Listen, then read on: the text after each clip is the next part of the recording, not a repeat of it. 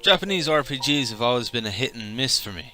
Final Fantasy VII and Breath of Fire 3 were the two games that introduced me to the genre back during the PS1 era of gaming. Apart from those two titles, the genre has never really gripped me, with the sequels to both franchises either failing to intrigue with plot or having mechanics that just didn't appeal to me. I wouldn't return to the genre until Blue Dragon and Lost Odyssey on the Xbox 360, but my interest in JRPGs once again disappeared after that. It was the excellent indie title Light Apprentice reintroducing me to the classic JRPG gameplay that has made the upcoming title Lost Sphear somewhat interesting to me. So I decided to take a look at the demo to help me decide whether or not I might like it. And sure enough, the demo has done an excellent job of intriguing me while getting across the fundamentals of the game very well. Lost Sphear is a Japanese RPG being developed by Tokyo RPG Factory, previously known for their title I Am Setsuna, and is being published by Square Enix.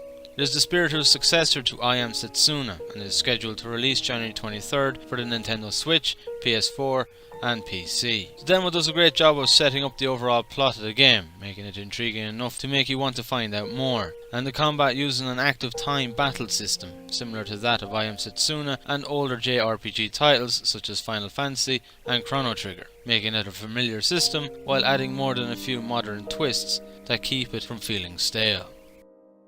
The plot to Lost Sphear is a bit of a hard one to understand based on what is given in the demo. You take on the role of Kanata, who along with his friends Lumina and Locke are trying to eliminate something called the White Fog, a phenomenon that destroys reality and is consuming their hometown. Based off the demo, you and your group are hired to help out a general who has been ordered by the Imperial Empire to capture a group known as the Twilighters, who live in harmony with monsters. It is through your mission to discover that the Twilighters had a deal with the Imperial Empire, which has been broken by the Empire sending in troops. What the deal is remains a mystery, and it is said that the Empire stole something from the mountains and the Twilighters, but it is around here that the demo ends.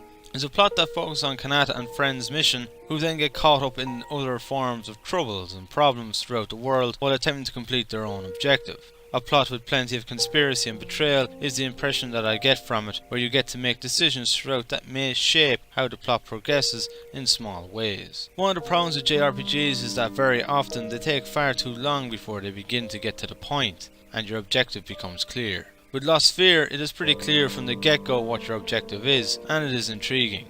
And throwing in some conspiracies with a superpower just adds to that. And for someone who has had a very hit and miss history with the genre, for it to have me this interested is very impressive.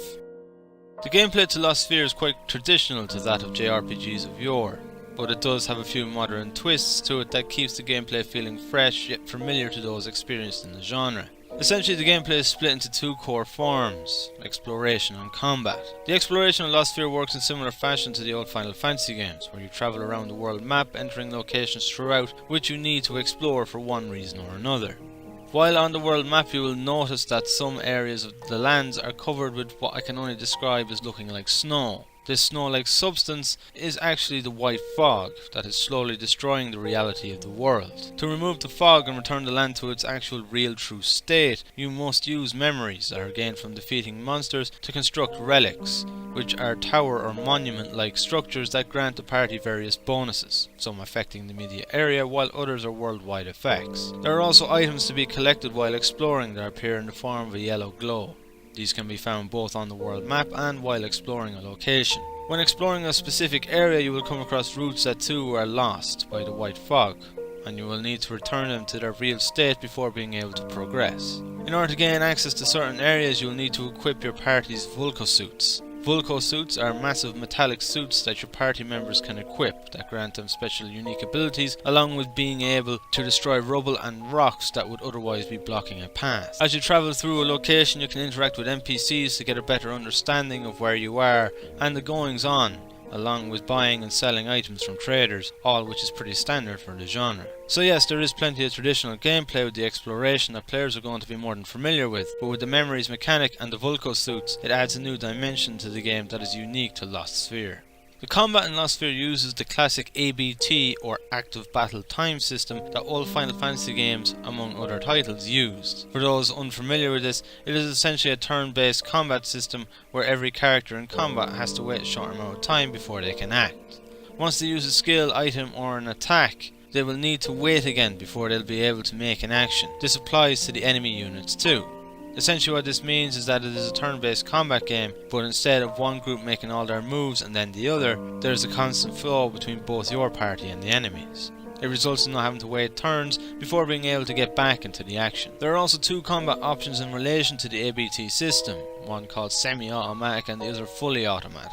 Semi-automatic freezes the ABT system, allowing you to take as much time as you want in deciding what you need the current active character to use. With fully automatic, however, the combat continues even while you are choosing what you want your current active party member to do. This makes the combat somewhat faster, as the enemy units will continue to attack, giving you less time to think. It is a mode for the more experienced players of the genre, or to those who feel they are up to speed with the mechanics and skills of the characters. Being able to choose between the two different modes makes the game suitable for all skill levels. The Vulko suits can also be used in combat, making your party far more powerful, but each attack costs VP. VP is best described as a form of energy needed to power the suits. If it runs out, you can no longer use the Vulko suits, but you can recharge your VP with the VP charger. When it comes to your party using the suits in combat, their attacks and skills are completely different and unique compared to fighting by normal means. Choosing when to use the suits and when to fight normally is key to success, as some battles are difficult without them. The modern twist to the combat of Lost Sphear is the ability to move your party members around the battlefield before attacking. For example, some characters can shoot all enemies that are in a straight line. This means that before using the attack you can reposition them to get as many enemies into the line of fire as possible for maximum damage. This is also useful for area effect skills too. Having this mechanic really adds a new level of tactics to the game, making the player feel that their ability to strategize and think really impact each and every battle, something that older titles that used the ATB system didn't have. As I previously stated, both the exploration and combat of Lost Sphear is traditional in many regards, but there is plenty of modern twists that keep the player from getting the sense of being there and done that. The ability to tactically move your characters around the battlefield and the addition of the Vulko suits are fantastic little additions that bring the game to a whole new level. It is small little details like that which make the gameplay so interesting and inviting. After playing the demo, it left me wanting to experience more and tinker around a bit more with the Vulko suits and each of the various party members' unique set of skills and abilities. The demo to Lost Sphear does an absolute bang-up job of selling the game. It gives the player enough time to experience the many mechanics that the game has, while also giving enough of a glimpse into the world to make it interesting and gripping while leaving a sense of mystery. Or even so much as watching a trailer of other JRPGs like Final Fantasy 15 or even the Final Fantasy 7 remake has been enough to put me off. Lost Sphear has instead hooked me and is reeling me in. It is a title that returns the genre to its roots. The exploration is enjoyable, the combat is action filled and complex despite its easy to understand fundamentals. The art style is extremely pleasing and the soundtrack is an utter pleasure. And for the first time in about 10 years I'm actually looking forward to the release of a JRPG.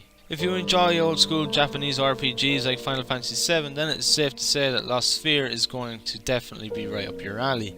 But if it is more modern action orientated gameplay and exploration of the genre that is more to your tastes, then Lost Sphear might not be quite what you're looking for.